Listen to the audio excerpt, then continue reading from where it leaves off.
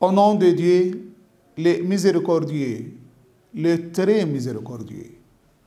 Dieu le Très-Haut nous dit dans le livre sublime, verset 23, sourate La Royauté, dit, c'est lui qui vous a créé et vous a donné, lui, les yeux et le cœur.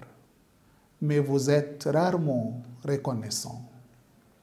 Tout d'abord, ce que nous devons savoir, c'est que le remerciement est un devoir rationnel, un devoir logique. Lorsque quelqu'un nous rend un service ou nous offre un cadeau ou nous accorde une faveur, n'est-il pas de notre devoir de le remercier? Bien sûr. Le bon sens même nous l'ordonnerait. Et puis cela ne demande pas de connaissances ou de conseils ou d'un professeur. C'est un acte spontané. Le contraire même serait étrange et anormalement perçu et la nature humaine les refuserait. L'imam Ali, paix sur lui, dans les occasions du mois de Chaban, disait dans une de ses invocations, « Fais de moi un de ceux qui prolongent ton rappel, qui ne reviennent pas sur leur engagement, qui ne négligent pas de te remercier et qui ne sous-estiment pas ton ordre. » Et si nous revenons à notre relation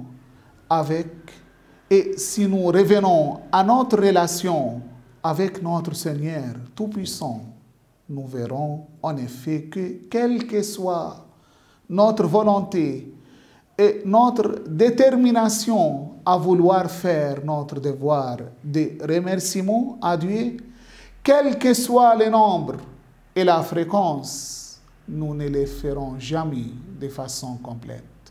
Tellement les bienfaits qu'il nous a accordés dépassent les limites du mesurable.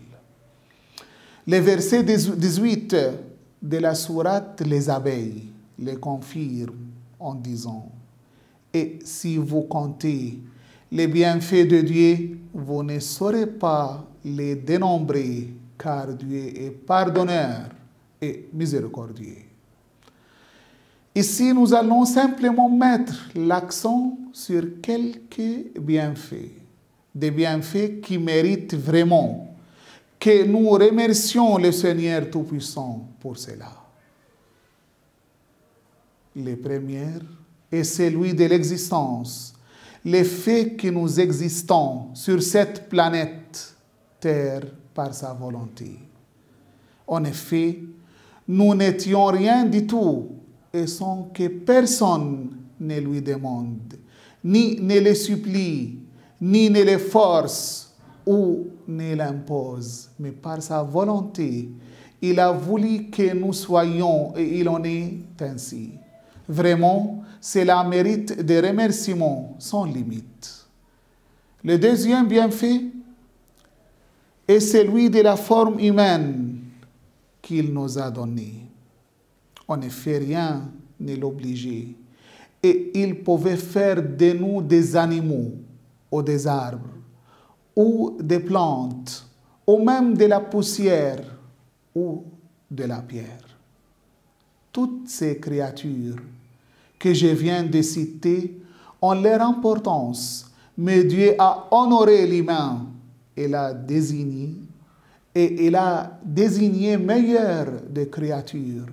Alors nous avons l'obligation et le devoir de le remercier pour cela. Le troisième bienfait est celui du guidage ou de l'orientation, si on veut, qui se décompose en deux parties, qui sont le guidage par l'instinct, la nature, c'est-à-dire l'ensemble des éléments innés de l'être humain qui font que nous distinguions le bien du mal, les vrais du faux, les mensonges de la vérité.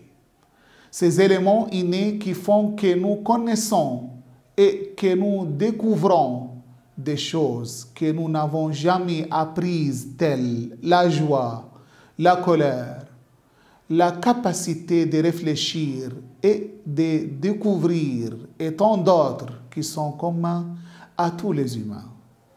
Le guidage relatif à la loi ou le guidage législatif, Dieu nous a envoyé les messages, les lois, les enseignements divins et les livres saints comme la Torah, la Bible et le Coran. Les bienfaits tels la nourriture et de la boisson, la santé, la fortune, l'ouïe, la vie et la sensation sont partagés. Les croyants comme les non-croyants, les mécréants comme l'athée ayant tous droit, sans exception.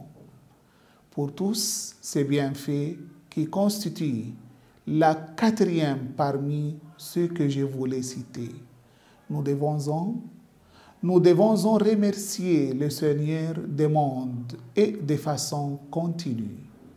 L'imam Ali, paix sur lui, a dit: mon Dieu, je n'avais pas de force pour éviter de te désobéir, jusqu'au moment où tu m'as réveillé à ton amour, où je suis devenu tel que tu me voulais.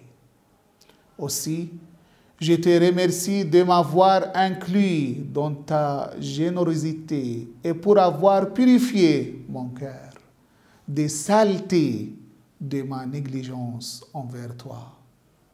Chers frères et sœurs, personne n'ignore qui est l'imam Ali, paix sur lui, mais pour nous enseigner comment invoquer notre Seigneur, il a dit ces paroles. J'étais perdu dans le monde des péchés, et je ne connaissais ni Dieu, ni le chemin de Dieu. Je n'étais pas guidé, et j'étais faible devant Satan. J'étais esclave de mes passions. Puis ta lumière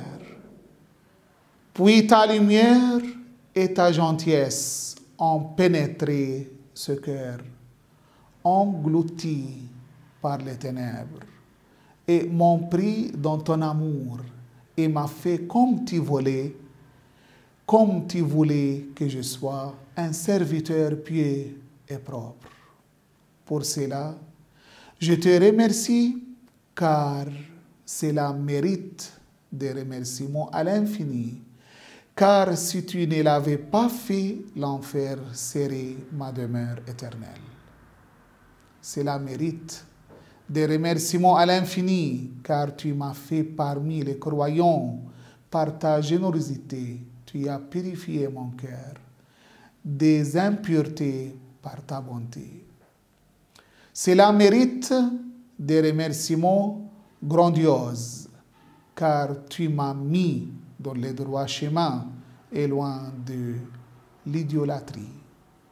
Chers frères et sœurs, venez pour qu'ensemble nous nous purifions et purifions nos cœurs, ainsi que nos corps, pour qu'ensemble nous retournions vers le chemin du Seigneur des mondes, et pour être les hôtes de Dieu pendant ces mois bénis de Ramadan. Moi, qui est une occasion pour remercier Dieu et pour entrer dans le camp des croyants. Venez pour qu'ensemble nous nous débarrassions de toutes les impuretés qui ont découlé de notre négligence et de nos passions. Remercions le Seigneur à jamais. Remercions-les à l'infini et éloignons-nous de toute forme d'incroyance. Wassalamu alaikum wa rahmatullahi wa barakatuh.